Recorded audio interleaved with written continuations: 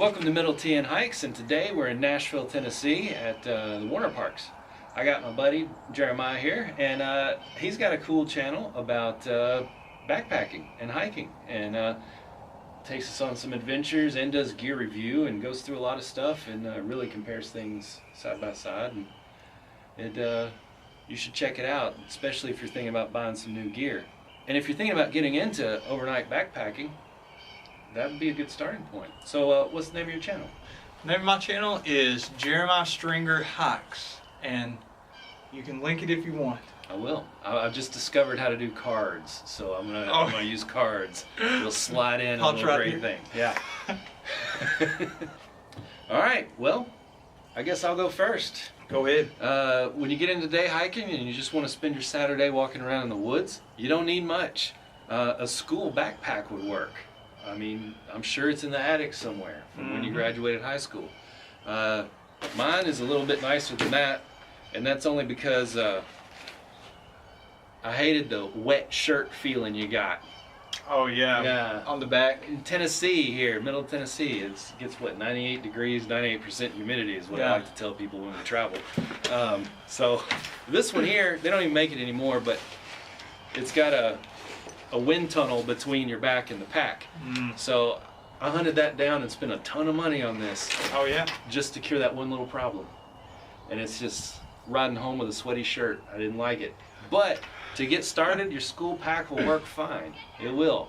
I would put a hand towel, like pin a hand towel to the top of it.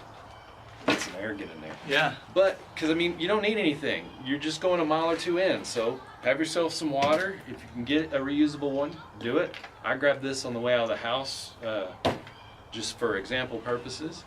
You don't want a lot of pockets and zippers, because what do you, 5 miles, what are you going to need? Yeah. What are you going to need? So I put a snack in here, a little bar or something. I make sure I take my trash out with me. I have a Ziploc baggie in there to throw my phone in. If there's a lot of loops in the park, I'll get a 1 gallon Ziploc baggie, and I'll print out a map. And usually, if I cut a 1/2 inch off one end of it, it fits in that. Hey, that's perfect. Right in that Ziploc bag. I roll it up and stick it in my cargo pants, and now I have a waterproof map, just like that. And that's really all you need. Maybe a jacket, depending on the season. So you don't need a lot of space. You know, just water bottle, a little bite to eat, and a jacket if needed, and a map. You're good, and you're in a park, so the trail's there. You don't really need a compass and all that for what I do. But if you want more, that's not enough to you anymore. And that day will get there. That's when you need to look up my buddy Jeremiah here. Yeah, so I got the other perspective. I'm one of the crazy people who leaves the comfort of the home and goes out and spends the night. So my backpack is a lot larger. Now, I'm with you. If you check out the back, I got the mesh. Yeah, That's good. This, I won't go into the details of every product, but my backpack is an Osprey 65 liter anti-gravity, they call it. I don't know where they come up with the names, but basically it's got a suspension in the back to let air in, like you're talking about, plus make it a little bit more comfortable. Now, depending on how long you're going for and what gear you have, you can go with a small pack or a large pack, but the bigger, typically the heavier. So this one's kind of like a mid-range between ultralight and something you would take hunting, you know, where you got to carry out a carcass. Yeah. So you got to sleep somewhere. You can cowboy camp out under the stars, or I have it strapped to the outside of mine right now. You need a tent, right? You don't need one day hiking. Nope. Because you're going to sleep in your own bed. That's right. And then your next thing,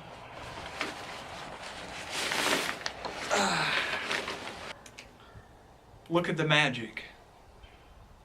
You would never think so much junk would fit inside a backpack. So that's the reason why you need a larger backpack as compared to yours for the day hiking. You're out there, you're going to sleep in your own bed. Here, we're going to sleep in a tent. And then for your sleep system, if you want to be warm, you need to sleep on something. So I have an Air Up mattress pad. And then you're going to sleep in something, sleeping bag. And then I'm a Diva So I like a camp pillow Mm. or 2 camp pillows. Oh. Yeah. Oh. Yes. I'm not an ultralighter. This is for my head. You know what this is for? What's that? Between my knees. Yeah. It's a blow-up pillow. Between my knees. What is this? This is what I call a luxury item. I can actually use this instead of one of the pillows to put between my knees. Ah. Yeah. I plan on trying that out soon. But I'm going to keep sitting on it. You're going to eat something. So when you're day hiking, you can just take snacks. Whenever I'm backpacking overnight, I like a warm meal. So I need a cook system for that. So here's just, a canister of your typical fuel that you can buy at any sporting goods store, even Walmart. And then a cook pot, which I have a cozy or koozie, however you want to pronounce it on. And a bandana. I got a little stove in here and a lighter. So you can cook yourself a warm meal and, chill out. You can cook yourself 3 warm meals if you want. Yeah. That's the best thing about backpacking. You can do whatever you want, as long as it's okay within the ounce of the law, right? Yeah. Yeah. Right. So you can hike out into the woods and pig out. Maybe somebody's hounding you about how. Yeah. Nobody can see me here. That's right. Guilt-free zone. And here's the advice I give people whenever they go backpacking. I say drink lots of water beforehand. And if you're going out for multiple days, you're never going to be able, if you're doing high mileage, you'll never be able to eat enough calories. So you'll come back with less body fat, not much depending on how long you're gone, but you need to take a lot of food to eat. And so when you get back, you need to keep eating. Mm-hmm. Yeah. So you need a cook system, or you don't have to have one. Depends on if you want to eat stuff that needs to be cooked. You're going to drink water. With day hiking, most people don't take a filter with them. Right. You just don't need it because you can take enough water for the hike. Mm-hmm. But with backpacking, you either boil your water, you filter it, you use a UV wand, or you can use tablets or powder. So whatever form you want, I have a filter. In fact, here's my filter. It's just a Sawyer squeeze. And you can use it to fill up bladders, or you can just screw it onto your bottle if you wanted. Put dirty water in here. Bladders hide in your backpack. Oh, that's a good point. Yeah, and a lot of them have little straws that come out. Yeah, I don't have the straw on this one, but it basically screws on here. You can even do that in the day packs. You have day pack that? Yeah, my day pack that I have actually has a bladder pocket in it. I took it out today because I realized I've had it in there for 15 years and never used it. Because I really hate cleaning out the straws in them. Yeah, I would much it's rather, a nightmare. I would much rather carry a water bottle or a reusable one. Either one. I'd rather clean it than the straw in a bladder. But yeah, I got a little pocket in there, and I use that pocket to keep my waterproof phone holster. Oh. Nice. Yeah, a lot of the backpacks, day packs or the overnight packs, they have that little sleeve. Mm-hmm. So you can run a tube out, if you're not familiar, and drink through that. I actually don't prefer it, personally, because I don't know how much water I have left. Yeah. So I don't like it either. Somebody out there will. Somebody out there will watch that and go, hey, I'm going to go get one. I just got a dislike on this video because they like the bladder and I don't. You may like to make a fire. Like my wife, she hates backpacking overnight if we don't make a fire. So, little hack for you. This is a Ziploc bag with cotton balls and Vaseline. You just basically scoop some up and it burns like a candle. Oh. It's like a perfect tinder. That's nice. You don't have to have it, obviously. You want to keep clean teeth, even if you're going out on trail. I mean, we're not cavemen here. I even bring Q-tips. Yeah. Because I like clean ears. Just as long as you bring it back out with you. That's You can right. take anything you want. Yeah, leave no trace principles. That's So right. like you said, bring the Ziploc bag to Yeah. put your trash in. Little trash bag. You have to do that. Yep. Yeah. You're going to be out for multiple days. Some people like to bring it on day trips too, but I have a trowel. If you got to do your business to dig a cat hole. Have you felt of how light these are? No. The Deuce of Spades, feel of this. Literally the lightest trowel I've ever. Oh, man. Yeah. I bought mine at a hardware store. It's like 2 or 3 pounds. Squeeze it, and see. I think that it's not flimsy. I mean, they're good quality trout. Well, you're not digging a ditch. Yeah, yeah, you're not digging a ditch. 6 to 8 inches down. 6 to 8 inches in diameter. I also have an extra lighter, because I'm a little bit paranoid. You pack your fears. And so one thing I'm afraid of is not being able to start a fire if I have to have one. So I like to have two ways to start a fire. Yeah. But anyway, there's baby wipes in here and toilet paper. I mean, they're great for not only doing your business, but also like cleaning your feet so you don't get blisters. At the end of the night, clean your feet, put your socks on before you crawl into your sleeping bag. Or if you want to take like a little, I better not say it, dirty word, but if you want to take a bath, you know, you can use baby wipes for that. Mm-hmm. Rain gear? Do you take a rain jacket for day hiking? I have a poncho that folds up, and if I need it, it's about that big. I'll throw it in the pack. If I don't need it, I don't need it. And usually when I need it, I forget it. Yeah, that's the way it works. I just have frog togs here. I actually ripped them to shreds in the last video. See that? No longer waterproof. No. Yeah. At least not in that spot. Yeah. not is it right towards here. the bottom? No, yeah, it's on the arm. First aid. This is very minimal.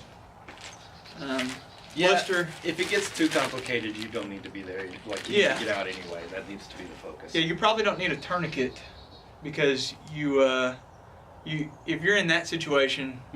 No, tourniquet. At least the ability to make a tourniquet, because in the South here we need to consider snake bites. Oh, that's true. You need to stop the venom. Tourniquet would be important, but I mean that could be a shoelace and a stick. Yeah, or I got a little hack here. Duct tape on your trekking pole. Yeah. Useful for everything. It is. But yeah, so first aid is a little bit controversial, I feel like. Like most people that are doing long distance, they have a very minimalist first aid kit. Like mine has mole foam for blisters, or you can use Leukotape, and then Tums, triple antibiotic ointment, and Band-Aids. I remember the first trip I took, I had a buddy that he gave me like all this military gear for first aid. Oh wow. And he wasn't like a medic, but he had like a medic rig set up.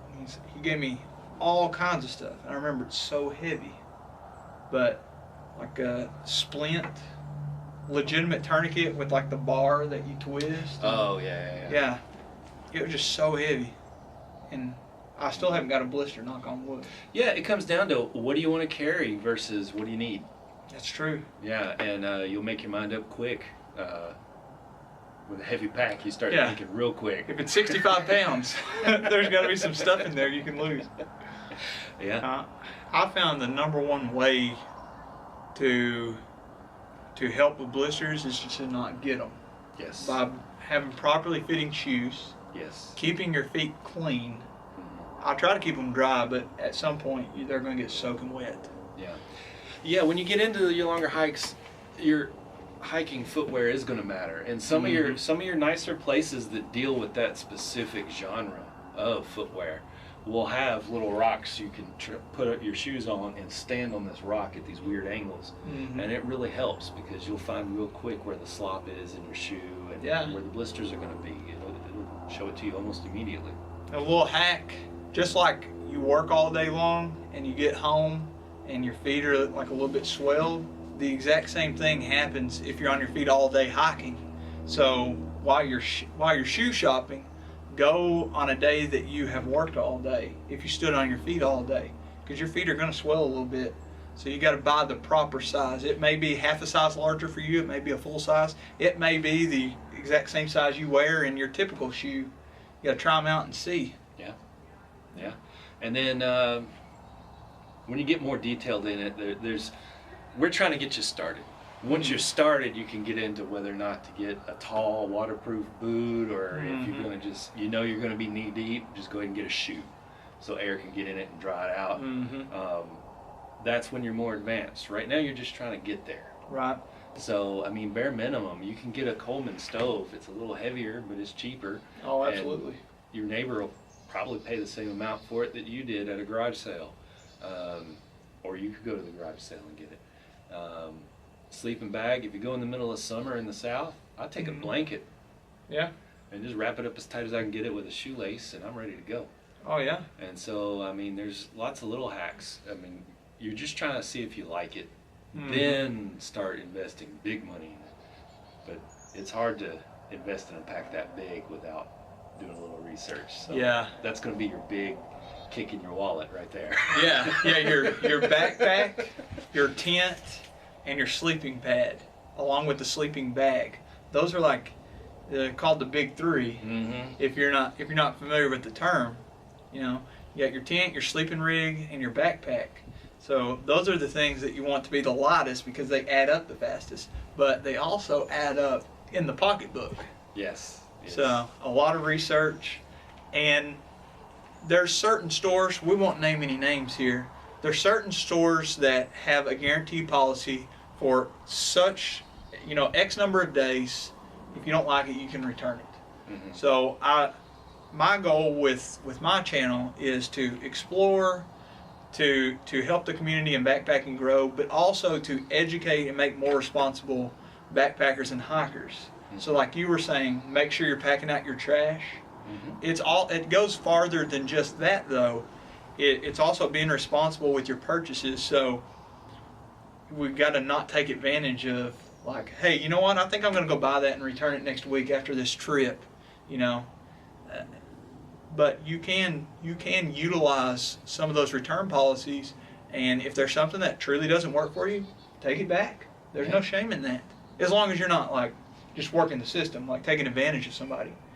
And I would highly suggest that on some of those first purchases, especially if you're spending some serious money, go ahead and go to a business, even if it's a local outfitter, that offers some type of warranty where, if you got out there and there's something that doesn't work for you, or if it's damaged or whatever the case may be, take it back, swap it out for something else. Yeah, that's good to do.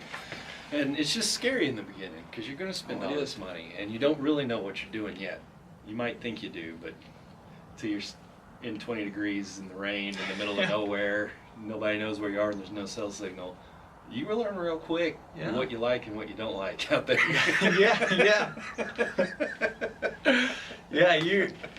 I say experience is the best teacher. It is. It's better than any video any of us can make. It is. It's better than any book you're going to read. I've made my entire living off that motto. Oh, yeah.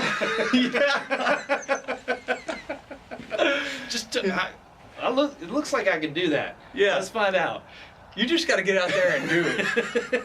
So you guys decide. I would suggest doing both. I day hike. And I used to backpack a lot. Yeah. I'm just getting old these days. It's a different beast. They're different beasts. It is. At this age, you're like, oh, my back's kind of sore. I don't think I want to put that on. Speaking of that, this is something I wanted to talk about. So I had lost weight, and I had a lot of back pain beforehand, and I discovered that my posture was most likely the culprit. That along with the weight. So I lost the weight, but my back was still hurting, and I started backpacking, and my backpack forces me with the straps holding me in place. It forces me to stand up straight. So I'll have back pain at home, and then I'll come back from carrying 30 pounds on my back, 25 pounds on my back for 3 or 4 days, and my back feels amazing. Can you believe that? Well, a lot of it's the design of these internal frame packs is genius. Most of the weight is on your hips and in the middle of your body, and your shoulders are just kind of stabilizers. But like you said, it perks you right up. Whereas in these day packs, mine it's not big enough to even come down to my belt. Right. So these will actually make you more sore than those will with less in them. Yeah. Yeah. It's amazing. They will. It's amazing how the larger backpacks, like you said, distribute the weight to the hips. Like one of my number one mistakes when I first started was I didn't know how to adjust the backpack properly to my body, and I had the weight in the wrong spot, and that was the result of it. So you learn real quick that the shoulders, like a school backpack, the weight on your shoulders, it doesn't have a hip strap to take that weight off. So if you got 3 textbooks in there, it's heavy on your shoulders. With the backpacking, if you have all that weight on your shoulders, it pulls back and pushes your head forward. massive headache from the strain on the back of the neck. Mm-hmm.